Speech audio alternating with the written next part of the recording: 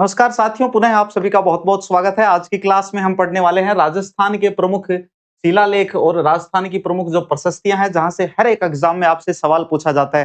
खास कर यह क्लास आपकी सीईटी 10+2 की जो एग्ज़ाम है, उस पर फ़ोकस्ड है। तो सभी चीज़ों को आप अच्छे से याद करने की कोशिश करना। मेरी भी यही कोशिश रहेगी क्लास के दौरान मैं आपको अधिकांश चीज़ें अभी याद करवा दूँ। सबसे पहले हम इस शिलालेखों के अंदर देखेंगे बिजोलिया शिलालेख के बारे में, जो सबसे ज़्यादा महत्वपूर्ण है। बिजोलिया शिलालेख जो है यह भीलवाड़ा के अंदर स्थित है। इसके रचयिता गुणभद्र हैं। लेखक देखें तो कायस्थ केशव इसके लेखक है। रचयिता और लेखक दोनों आपको अलग-अलग याद करने हैं। रचयिता है गुणभद्र और लेखक हैं कायस्थ केशव। उत्कीर्ण इसको किया था गोविंद ने। पार्श्वनाथ मंदिर की दीवार के ऊपर इसको उत्कीर्ण किया गया है। इस शिलालेख की भाषा संस्कृत है, जो कि 13 पदों के अंदर लिखित है। कर्नल टोड ने इसका नाम विजयावली बताया है। ये भी आपको फैक्ट अच्छे से याद रखना है कि निम्नलिखित में से किसने बिजोलिया शिलालेख का नाम विजयावली कहा है। किसने कहा है? कर्नल जेम्स टोड ने कहा है। प्राचीन नगरों के नाम हमें बिजोलिया शिलालेख के अंदर मिलते हैं। कौन से नगर का क्या नाम है ये भी हम देखेंगे। सांबर को शाकंभरी कहा गया था, भीनमाल को श्रीमाल, जालोर को जाबालीपुर कहा गया था, उपरमाल को उत्तरमाद्री और दिल्ली को ढिल्लिका कहा गया था। कौन से शिलालेख के अंदर? बिजोलिया शिलालेख के अंदर। बिजोलिया शिलालेख से संबंधित केवल इतनी ही बातें आपको अच्छे से याद करनी है। इसके बाद हम अगला शिलालेख देखते हैं, जो कि है यादसा यूप स्तंभ लेख के बारे में जानकारी है। यादसा यूप स्तंभ लेख, जो कि भीलवाड़ा के अंदर स्थित है। 225 ईसा पूर्व है। भाषा इसकी संस्कृत है। स्थापना सोम ने की थी। और इसके अंदर खास विवरण देखें तो शक्ति गुण रूपक नामक व्यक्ति के द्वारा षष्ठी रात्र यज्ञ करने का उल्लेख हमें कौन से शिलालेख के अंदर मिलता है, कौन से अभिलेख के अंदर मिलता है? वह है यादसा यूप स्तंभ लेख। एक छोटी सी बात मैं आपकी जानकारी के लिए आप सभी को बता देना चाहूंगा। कुछ 2-3 चीजें हैं, उनको आपस में आपको डिफरेंस करना आना चाहिए। जैसे अभिलेख क्या होता है, जैसे स्तंभ लेख क्या होता है, जैसे शिलालेख क्या होता है। इन सभी के बीच में क्या डिफरेंस है, आपके बहुत सारी चीजें जो है अच्छे से क्लियर हो जाएंगी। जैसे गुहा लेख है, ये सारी चीजें अपन देखेंगे। देखो, सबसे पहले जैसे अपन इनमें देखेंगे स्तंभ लेख के बारे में। स्तंभ लेख क्या होता है? मान लो एक लंबा सा पिलर है और उस पिलर के ऊपर आपने कुछ भी लिख दिया, वो क्या हो गया? स्तंभ लेख हो गया। लेकिन इस पिलर के ऊपर जो चीजें आपने लिखी हैं, उनको बोला जाता है अभिलेख। दूसरी बात, शिलालेख। मान लो बड़ा सा एक पत्थर है और इस पत्थर के ऊपर आपने कुछ भी लिख दिया, जो लिखा है वो क्या है? अभिलेख है। और इसको बोलेंगे क्या संपूर्ण रूप से? इसको बोलेंगे शिलालेख। फिर अपन बातचीत करें अगर गुहा लेख की, तो मान लो कोई भी एक गुफा है और गुफा में आपने कुछ भी लिखा है, तो जो लिखा है वह तो होगा आपका अभिलेख, और संपूर्ण रूप से इसको क्या बोलेंगे? गुहा लेख। तो ये चीजें आई होप आपको अच्छे से क्लियर हो गई होंगी। अपन अगला देखते हैं। यादसा यूप स्तंभ लेख देख लिया हमने। अगला देखो, अगला है आपका बड़वा स्तंभ लेख, जो कि अंताबारा के अंदर। इसकी भाषा संस्कृत है, लिपि इसकी ब्राह्मी है। वर्तमान में कोटा संग्रहालय में इसको सुरक्षित रखा गया है। इसमें देखें तो मोखरी वंश से संबंधित है। बलवर्धन, सोमदेव, बल सिंह नामक 3 भाइयों द्वारा त्रिराज यज्ञ करने का उल्लेख जो है वह कौन से स्तंभ लेख के अंदर है?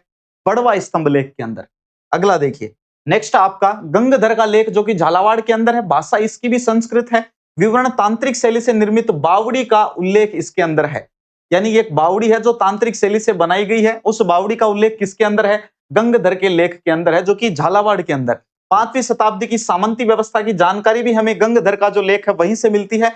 विश्वकर्मा मंत्री मयूराक्षी के द्वारा विष्णु मंदिर एवं मातृ देवी मंदिर के निर्माण का विवरण हमें कहां से मिलता है? गंगधर का जो लेख झालावाड़ में है, यहां से मिलता है। अगला पॉइंट हम देखेंगे, भ्रमर माता शिलालेख, जो कि छोटी सादड़ी प्रतापगढ़ के अंदर। रचयिता इसके ब्रह्म सोम है। उत्कीर्ण पूर्वा ने इसको करवाया था।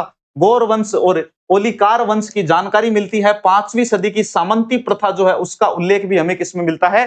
भ्रमर माता शिलालेख के अंदर मिलता है। अगला पॉइंट हम देखेंगे इसमें। अगला पॉइंट है अपराजित का शिलालेख। अपराजित का शिलालेख जो है नागदा उदयपुर के अंदर स्थित है। इसकी रचना दामोदर ने की और इसको उत्तीर्ण किसने करवाया था? यशो भट्ट ने करवाया था। ये चीजें रचना किसने की थी? उत्कीर्ण इसको किसने करवाया था? इसके लेखक कौन थे? यह स्थित कहां पर है? ये चीजें जब आप बार बार पढ़ोगे तभी आपको अच्छे से याद होंगी। कंटेंट इतना मैं आपको सफिशिएंट कंटेंट जो वो आपको प्रोवाइड करूंगा। इसको पढ़ने के बाद आप शिलालेख वाला जो टॉपिक है उससे कोई भी सवाल किसी भी एग्जाम में आपसे पूछ लें, आपका सवाल गलत नहीं होगा। विवरण देखें तो मेवाड़ के गुहिल वंश की जानकारी हमें अपराजित का जो शिलालेख है इसके बारे में मिलती है। डॉक्टर ओझा ने इसको विक्टोरिया मेमोरियल उदयपुर के अंदर रखवाया है। अगला हम देखें मानमोरी शिलालेख। यह भी चित्तौड़गढ़ के अंदर है। खोजकर्ता इसके कर्नल जेम्स टोड हैं। रचयिता कौन है? पुष्प है। और उत्कीर्ण किसने करवाया? इसको शिवादित्य ने। इसकी भाषा भी कौन सी है? संस्कृत है। विवरण देखें तो इसमें समुद्र मंथन की जानकारी है और 4 राजाओं महेश्वर दत्त, भीम, भोज और मान का उल्लेख किसमें मिलता है? मानमोरी शिलालेख के अंदर हमें मिलता है। अगला हम देखते हैं इसका रचयिता और इसके उत्कीर्ण कर्ता जो है, इनका दोनों का आप अच्छे से नाम याद रखेंगे। मानमोरी शिलालेख, इसके बारे में कहा जाता है ब्रिटेन जाते समय इसको समुद्र में फेंक दिया गया था। घटियाला शिलालेख मंडोर जोधपुर के अंदर। शासक और उत्कीर्णकर्ता अगर अपन देखें तो प्रतिहार शासक ककुस्त के समय का है। इसके उत्कीर्णकर्ता कृणेश्वर हैं। इसकी भाषा कौन सी है? संस्कृत है। राजा हरिश्चंद्र से ककुस्त तक के प्रतिहारों का वर्णन इसके अंदर हमें मिलता है। मग जाति के ब्राह्मणों का उल्लेख भी घटियाला शिलालेख के अंदर मिलता है। राजस्थान में सर्वप्रथम सती प्रथा की जानकारी देने वाला जो शिलालेख है वह कौन सा है? घटियाला शिलालेख है। यह पॉइंट आपका मोस्ट इंपोर्टेंट पॉइंट हो जाता है अभी। सर्वप्रथम सती प्रथा की जानकारी, जो कि राणुका की पत्नी संपल देवी जो है सती हुई हैं, इनका उल्लेख किसमें मिलता है? घटियाला शिलालेख के अंदर मिलता है। राजस्थान का सबसे पहला, राजस्थान का सबसे प्राचीनतम प्रमाण यही है। अगला पॉइंट देखें सारणेश्वर प्रशस्ति के बारे में, जो कि उदयपुर के अंदर है। भाषा इसकी संस्कृत है। लिपि इसकी नागरी है। लिपि का भी ध्यान रखेंगे, लिपि इसकी नागरी है। इसके बाद लिपिकार इसके हैं कायस्थपाल व वेलक। विवरण में देखें शमशान के सारणेश्वर शिवालय पर यह स्थित है और आहड़ के वराह मंदिर का भी उल्लेख इसके अंदर किया गया है, जिसका निर्माण किसने कराया था भाई? अल्लट ने करवाया था। ये आपको पता होगा, इतिहास पढ़ा है, पता होगा। नहीं पढ़ा है तो भी कोई बात नहीं। अल्लट, जिनको आलू रावल के नाम से भी जाना जाता है, आलू रावल। ये 3-4 फैक्ट हर प्रशस्ति, हर लेख, हर शिलालेख से आपको याद रखने हैं। ओशिया का लेख जो कि जोधपुर के अंदर, इसके उत्कीर्णकर्ता पदाजा हैं। और विवरण देखें तो प्रतिहार शासक वत्सराज को रिपुओं, जिनका अर्थ होता है शत्रु, तो शत्रुओं का दमन करने वाला कहा गया है ओशिया के लेख के अंदर। किसको? वत्सराज को। 4 वर्णों ब्राह्मण, क्षत्रिय, वैश्य और शूद्र का उल्लेख भी किसके अंदर मिलता है? ओशिया के लेख के अंदर मिलता है, जो कि जोधपुर के अंदर है। उत्कीर्णकर्ता का नाम याद रखोगे आप, पदाजा ये उत्कीर्णकर्ता है। अगला पॉइंट देखेंगे चित्तौड़गढ़ का शिलालेख 971 ईस्वी। देवालयों में महिलाओं का प्रवेश वर्जित बताया गया किसमें? चित्तौड़गढ़ के शिलालेख के अंदर। और परमार शासकों की भी हमें चित्तौड़गढ़ के शिलालेख से जानकारी मिलती है। एकलिंग नाथ प्रशस्ति जो कि उदयपुर के अंदर है। रचयिता इसके आम्र कवि हैं। गुहिल शासक नरवाहन के समय इसको क्या किया गया था? उत्कीर्ण किया गया था। अगला पॉइंट देखेंगे हर्षनाथ मंदिर प्रशस्ति सीकर के अंदर। इसमें चौहान वंश की हमें जानकारी मिलती है और वागड़ क्षेत्र का प्राचीन नाम वारगट मिलता है। क्या मिलता है? वारगट मिलता है। किसके अंदर? हर्षनाथ मंदिर प्रशस्ति के अंदर वागड़ क्षेत्र का पुराना नाम वारगट मिलता है। अच्छे से याद कर लेना, बहुत ही इंपॉर्टेंट फैक्ट है। गोसुंडी शिलालेख जो कि नगरी चित्तौड़गढ़ के अंदर है, इसका महत्व है कि यह भागवत धर्म की यानी कि वैष्णव धर्म की जानकारी देने वाला सबसे प्राचीनतम प्रमाण जो है वह कौन सा शिलालेख? आपका गोसुंडी शिलालेख है। इसकी भाषा देखें तो इसकी भाषा पाली है। इसकी लिपि ब्राह्मी या फिर धम्म ब्राह्मी लिपि भी आप इसे कह सकते हैं। खोज और अध्ययन देखें तो सर्वप्रथम डॉक्टर डी.आर. भंडारकर ने इसको पढ़ा था। राजा सर्वतात द्वारा किए गए अश्वमेघ यज्ञ का वर्णन जो है वह हमें गोसुंडी शिलालेख के अंदर मिलता है। कमेंट सेक्शन में आप गोसुंडी बावड़ी के बारे में बताओगे कि आप क्या क्या जानते हैं। बिठू गांव का शिलालेख जो है, जो पाली के अंदर, विवरण देखें राव सिंहा की मृत्यु की जानकारी मिलती है। और कसवा लेख जो कि कोटा के अंदर है, मौर्य शासक धवल का उल्लेख मिलता है। चाकसू प्रशस्ति जो कि जयपुर में है, चाकसू के गुहिल वंशीय शासकों का उल्लेख किसमें मिलता है? चाकसू प्रशस्ति जयपुर के अंदर। रसिया की छतरी लेख चित्तौड़गढ़ में है। रचयिता इसके वेद शर्मा है और बप्पा रावल से लेकर नर वर्मा तक के शासकों का इसके अंदर वर्णन मिलता है। अगला पॉइंट अगर हम देखें तो श्रृंगी ऋषि का लेख है, जो कि एकलिंग मंदिर उदयपुर में स्थित है। शासक महाराणा मोकल के समय का है। रचयिता इसके कविराज वाणी विलास योगेश्वर हैं। उत्कीर्णकर्ता इसके पन्ना है। विवरण इसमें राणा हमीर और राणा लाखा की जानकारी मिलती है। लाखा द्वारा गया, काशी, प्रयाग में हिंदुओं से कर हटवाना व मंदिर का निर्माण करना, ये सारी की सारी जानकारी किसमें है? श्रृंगी ऋषि का जो लेख है उसके अंदर है, जो कि एकलिंग जी का मंदिर उदयपुर के अंदर है। कुंभलगढ़ शिलालेख राजसमंद के अंदर स्थान है मामादेव कुंभ श्याम मंदिर में। रचयिता इसके महेश हैं। कौन? डॉक्टर ओझा के अनुसार हैं। और इसमें 5 शिलाएं और 270 क्या है? श्लोक हैं। भाषा इसकी संस्कृत है। लिपि इसकी नागरी है। राणा हमीर को विषम घाटी पंचानन कुंभलगढ़ शिलालेख के अंदर ही कहा गया है तथा बप्पा रावल को विप्रवंशीय कहा गया है। एकलिंग जी व कुटिला नदी का वर्णन जो है किसके अंदर किया गया है? कुंभलगढ़ शिलालेख के अंदर। एकलिंग जी तो देवता हैं, इनका उल्लेख और कुटिला नदी का वर्णन भी कुंभलगढ़ शिलालेख के अंदर किया गया है। सबसे इंपॉर्टेंट है विषम घाटी पंचानन राणा हमीर को कहा गया है और विप्रवंशीय किसको कहा गया है? बप्पा रावल को कहा गया है। चलिए हम अगला देखते हैं। नेक्स्ट पॉइंट आपका कीर्ति स्तंभ प्रशस्ति, जो कि चित्तौड़गढ़ के अंदर 1460 ईस्वी की है। स्थान विजय स्तंभ की 9वीं मंजिल के ऊपर इसको लिखा गया है। रचना इसकी अत्रि व महेश ने की थी। शिल्पी में देखें तो जेता, नापा, पोमा और पूंजा है। इसकी भाषा संस्कृत है। 187 इसके अंदर श्लोक हैं। महाराणा कुंभा को राजगुरु, दान गुरु, शैल गुरु कहा गया है। किसके अंदर कहा गया है? कीर्ति स्तंभ प्रशस्ति के अंदर कहा गया है। मेवाड़ के कीर्ति स्तंभ प्रशस्ति में 4 भाग बताए हैं। कौन कौन से? चित्तौड़ है, अघाट है, बागड़ है और मेवाड़ है। यह किसके अंदर बताए गए हैं? कीर्ति स्तंभ प्रशस्ति के अंदर, जिसकी रचना किसने की थी? अत्रि और महेश ने की थी। और इसके शिल्पी हैं जेता, नापा, पोमा और पूंजा। अगला पॉइंट हम देखें तो रायमल प्रशस्ति देखेंगे। इसमें महाराणा रायमल के द्वारा एकलिंग जी का तो मंदिर है, इसका जीर्णोद्वार कराया गया, इसकी जानकारी मिलती है। और अर्जुन की देखरेख में 101 श्लोक जो आपकी रायमल प्रशस्ति के अंदर शामिल है। अगला पॉइंट हम देखें राय सिंह प्रशस्ति, एक और आपकी बीकानेर के अंदर 1994 में रचयिता इसके जेता हैं। जूनागढ़ दुर्ग की दीवारों पर यह उत्कीर्ण है और इसकी भाषा कौन सी है? संस्कृत है। जूनागढ़ दुर्ग आपको पता ही होगा कहां पर है? बीकानेर के अंदर। विवरण देखें तो राव बीका से लेकर महाराजा राय सिंह तक का इतिहास व राय सिंह की काबुल विजय का उल्लेख कौन सी प्रशस्ति के अंदर है? राय सिंह प्रशस्ति के अंदर है। अच्छे से याद रखेंगे भाई, बहुत इंपॉर्टेंट है। आमेर लेख जैसा कि नाम से आप पहचान गए, जयपुर के अंदर शासक मिर्जा राजा मान सिंह के समय का है। भाषा इसकी संस्कृत है, लिपि इसकी नागरी है। कछवा शासकों को रघुकुल तिलक किसके अंदर कहा है? आमेर लेख के अंदर कहा गया है। मान सिंह को भगवंत दास का पुत्र आमेर लेख के अंदर बताया गया है। जमवा रामगढ़ दुर्ग निर्माण व आमेर मुगल संबंधों का वर्णन आमेर लेख के अंदर हमें मिलता है। अगला पॉइंट देखते हैं रणकपुर जैन प्रशस्ति, जो कि पाली के अंदर शासक है महाराणा कुंभा के समय की है प्रशस्ति है। रचयिता देपाक या फिर दीपा है। भाषा इसकी संस्कृत है। बप्पा रावल और काल भोज को अलग अलग व्यक्ति बताया गया है। वैसे हम इतिहास पढ़ते हैं तो कई बार हम बहुत सारी पुस्तकों में यह दे रखा है, मतलब कहें तो अधिकांश पुस्तकों में यही बात है कि बप्पा रावल की उपाधि क्या है? कालभोज है। लेकिन रणकपुर जैन प्रशस्ति है, इसके अंदर लिखा गया है कि बप्पा रावल और कालभोज जो है ये दोनों अलग अलग व्यक्ति हैं। बप्पा रावल को गुहिलों का क्या कहा गया है? पिता कहा गया है रणकपुर जैन प्रशस्ति के अंदर। अगला देखें जगन्नाथ राय प्रशस्ति, उदयपुर के अंदर रचयिता इसके कृष्ण भट्ट तेलंग है। मंदिर के निर्माता जो है ये महाराणा जगत सिंह फर्स्ट हैं। विवरण देखें तो हल्दी घाटी के युद्ध का वर्णन जगन्नाथ राय प्रशस्ति के अंदर है। और बप्पा रावल से लेकर राणा सांगा तक का इतिहास जगन्नाथ राय प्रशस्ति के अंदर उत्कीर्ण किया गया है। अगला है त्रिमुखी बावड़ी लेख, जो कि देवारी उदयपुर के अंदर है। महाराणा राज सिंह की पत्नी रामरस दे, जच्चा रानी जिसको कहा जाता है, इनके द्वारा इसका निर्माण करवाया गया है। चारुमती विवाद जो है उसकी जानकारी त्रिमुखी बावड़ी लेख के अंदर है।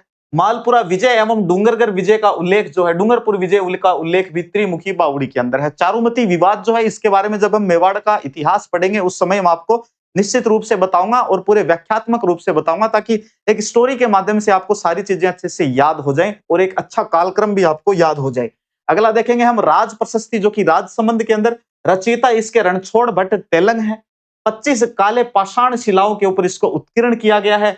24 सर्ग हैं और 1106 इसके अंदर श्लोक हैं। अगर ये सर्ग और श्लोकों वाली बात अगर आप याद नहीं भी कर पाओ कोई दिक्कत वाली बात नहीं है, लेकिन 25 काले पत्थरों के ऊपर इसको उत्कीर्ण किया गया है, ये आपको अच्छे से याद रखना है। इसके रचयिता रणछोड़ भट्ट तेलंग है, ये भी आपको बहुत अच्छे से याद करना है। विशेषता है इसकी विश्व की है सबसे बड़ी प्रशस्ति है। मेवाड़ का क्रमबद्ध इतिहास राज प्रशस्ति के अंदर मिलता है। महाराणा राज सिंह ने इसको लिखवाया था और महाराणा जय सिंह के समय इसको उत्कीर्ण किया गया था। जना सागर बावड़ी लेख यह उदयपुर के अंदर है। महाराणा राज सिंह द्वारा अपनी माता जनादि की स्मृति में निर्मित है और मेड़ता परिवार को वैष्णव बताया गया है जना सागर बावड़ी लेख के अंदर, जो कि उदयपुर के अंदर स्थित है। अब कुछ प्रमुख लघु अभिलेख हैं, उनकी भी हम चर्चा करेंगे, कुछ स्मारकों की भी चर्चा करेंगे। चलिए, जैसे सादड़ी का लेख जो कि नाडोल पाली के अंदर, रचयिता इसके लम्मीनाथ जी हैं। जालोर का लेख जो है ये परमाणु की उत्पत्ति वशिष्ठ ऋषि के यज्ञ से बताई गई है। जोधपुर संग्रहालय में फिलहाल यह सुरक्षित है। अजमेर का लेख देखें तो 2.5 दिन के झोपड़े के सामने यह स्थित है और अबू बकर इशामी के निर्देशन में इसका निर्माण हुआ है। गोसुंडी शिलालेख जो कि चित्तौड़गढ़ के अंदर है, हर्षकालीन लिपि है। लिपि इसकी महाजनी और भाषा इसकी पाली है। हुडेरा जोगनियान का सती स्मारक चूरू के अंदर है, बहुत इंपॉर्टेंट है। हुडेरा जोगनियान का सती स्मारक चूरू के अंदर। राठौड़ नरहरिदास की पत्नी पोहड़ा के सती होने का उल्लेख, राठौड़ों के भाटियों से विवाह संबंध की जानकारी इसके अंदर हमें मिलती है। चिरवा का लेख उदयपुर में और कंसवा का विलेख कोटा के अंदर, जिसमें मौर्य शासकों की जानकारी याद रखना। राजस्थान में मौर्य शासकों की जो जानकारी है 2 लेखों से मिलती है, कंसवा कोटा और एक है पुठोली आपका चित्तौड़गढ़ का। कंसवा कोटा और पुटोली चित्तौड़गढ़, जहां से मौर्यों की जानकारी मिलती है। राजस्थान के 2 ही लेख हैं। नेमिनाथ लूणव शाही प्रशस्ति इसमें आबू में है और परमार वंशीय शासकों की जानकारी है। बसंतगढ़ शिलालेख जो कि मोस्ट इंपोर्टेंट है, बहुत बार एग्जाम में पूछा जा चुका है कि भाई राजा वर्मलात के समय का है, और इसमें पूछा गया है कि राजस्थान शब्द का प्राचीनतम उल्लेख किस में मिला है, तो वह बसंतगढ़ शिलालेख के अंदर मिला है, जो कि सिरोही के अंदर है। इसमें प्राचीनतम उल्लेख के अंदर राजस्थान का राजस्थानी द्वितीय रूप में नाम मिलता है। और नेमिनाथ मंदिर प्रशस्ति सिरोही के अंदर, मंडोर लेख जोधपुर के अंदर जिसमें गुज्जर प्रतिहार वंश की जानकारी है। आदिवराह मंदिर का लेख जो है ये आहड़ उदयपुर के अंदर, राजौरगढ़ का अभिलेख जो है अलवर के अंदर है, किराड़ू अभिलेख आपका बाड़मेर के अंदर है, जिसमें परमार राजवंश का हमें क्या मिलता है, परिचय मिलता है। तो ये मुख्य मुख्य शिलालेख लेख जो थे ये हमने कंप्लीट कर लिए हैं राजस्थान की इस छोटी सी प्यारी सी क्लास के अंदर। आप इनके सुंदर सुंदर नोट्स बना लेना, एकदम शॉर्ट नोट्स इनके बना लेना, और उनको बार बार पढ़ना। एग्जाम से पहले 2-3 बार अगर आप उनको अच्छे से पढ़ के जाएंगे, आपका सवाल गलत नहीं होगा। जैसा कि मैं हर वीडियो में आपसे कहता हूं कि अगर आपको सीईटी भी निकालनी है और सीईटी के साथ साथ में आपको राजस्थान पुलिस जैसी वैकेंसी है, या सीईटी ग्रेजुएशन की बातचीत करें तो उसमें पटवारी जैसी वैकेंसी है, वीडियो जैसी वैकेंसी है, आपको इस प्रकार की नौकरियां प्राप्त करनी है, तो सिर्फ और सिर्फ थ्योरी से काम नहीं चलेगा। आपको ज्यादा से ज्यादा रिवीजन करना पड़ेगा। आपको ज्यादा से ज्यादा जो एमसीक्यूज हैं उनको आपको सोल्व करना पड़ेगा। बिना एमसीक्यू के काम बिल्कुल भी नहीं चलेगा। एमसीक्यू जो है आपके वो बहुत ही उच्च क्वालिटी के होने चाहिए। उच्च क्वालिटी से मेरा अर्थ है कि आप जितने बड़े-बड़े, जितने हार्ड एमसीक्यू सोल्व करोगे उतना ज्यादा आपका कॉन्फिडेंस बढ़ेगा। ऐसा हो सकता है कि आप 100 एमसीक्यू सोल्व करो तो 100 में से आपके सिर्फ 25 एमसीक्यू ही सही हो, 75 सवाल आपके गलत हो जाएं, कोई फर्क नहीं पड़ता। अगर ये 75 सवाल आपके गलत हो गए और आप समय निकाल कर इन 75 सवालों का कारण ढूंढो कि ये गलत क्यों हो गए, तो ऐसे मान के चलना कि आपने 100 के 100 सवाल सही किए हैं। और अगर 75 सवाल आपके गलत हो गए, आप वापस से कोई अगला पेपर सोल्व करने चले गए जिसमें वापस से 100 सवाल हैं, ये 75 सवाल आपने फिर से हल किए ही नहीं है, और फिर यहाँ पर ये आप 100 सवाल करने जाओगे, आपके 30 सवाल मान लो सही हो गए और फिर भी 70 सवाल गलत हो गए, आपने वापस से इन 70 सवालों पर निगाह नहीं करी, तो ये आपका सबसे बड़ा नुकसान होगा। आप अपने अंतर्मन में यह समझोगे कि हम प्रैक्टिस कर रहे हैं, अच्छी खासी प्रैक्टिस कर रहे हैं, एमसीक्यू की प्रैक्टिस ये है, नहीं होती है। या आप इस तरह से प्रैक्टिस कर रहे हैं कि आप एग्जाम देके आ गए, आपको पता लग गया कि हम फेल हो गए, बस बैठ गए वापस से किसी दूसरी एग्जाम जो उसकी तैयारी करने लग गए। अगर वास्तव में आपका टारगेट है कि आपको अभी नौकरी लगना है, तो आपकी जो प्रैक्टिस है उसका तरीका आपको थोड़ा-सा बदलना पड़ेगा। आप जो भी एमसीक्यू करें, जितने भी एमसीक्यू हैं, 100 एमसीक्यू हैं मान लो, 100 एमसीक्यू मान के चलते हैं। इन 100 में से आपके मान लो 50 एमसीक्यू क्या हो गए, गलत हो गए। तो ये 50 एमसीक्यू जो गलत हुए हैं, इन पर चाहे आपको 2 घंटे का समय लगे, चाहे आपको 3 घंटे का समय लगे, लेकिन इन 50 एमसीक्यू जो आपके गलत हुए हैं, इन पर आपको समय लगाना ही लगाना है। गलत क्यों हुए, कौन सा ऑप्शन आपने चूज किया है जिसकी वजह से ये गलत हुए हैं, कौन सा ऑप्शन आपको चूज करना था। अगर आप इस तरह से चल के और 10-11 पेपर भी अच्छे से सोल्व कर लेते हैं, तो कोई दिक्कत वाली बात नहीं है। एक चीज और आपको देखनी है कि जो एमसीक्यू आपके पास हैं, वो अभी जो वर्तमान जो पैटर्न चल रहा है बोर्ड का, उसके अनुसार है कि नहीं। वर्तमान पैटर्न से मेरा मतलब है कि आप मैक्सिमम कथन कारण वाले जो एमसीक्यू हैं उनको सोल्व करें। जो स्टेटमेंट वाले क्वेश्चंस आते हैं उनको आप अधिक से अधिक सोल्व करें। बहुकथनात्मक प्रश्न आते हैं कि इनमें से कितने कथन गलत हैं, कितने कथन सही हैं, कौन-कौन से कथन गलत हैं, कौन-कौन से कथन सही हैं। लिस्ट 1 को लिस्ट 2 से मैच करने वाले सवाल आपको हल करने होंगे। यह सत्यता है, आपको ये मेहनत करनी पड़ेगी। वाकई में अगर आपको नौकरी लगना है, वाकई में आपको सीईटी एग्जाम क्लियर करना है, क्योंकि ध्यान रखना इस सीईटी की पात्रता 3 साल के लिए है। तो आप अच्छे से सीईटी की तैयारी करो और शानदार तरीके से करो, स्वस्थ रहो, खूब पढ़ो, खूब रिवीजन करो, खूब प्रैक्टिस करो। ये क्लासेस आपको कैसी लगी कमेंट सेक्शन में जरूर बताना।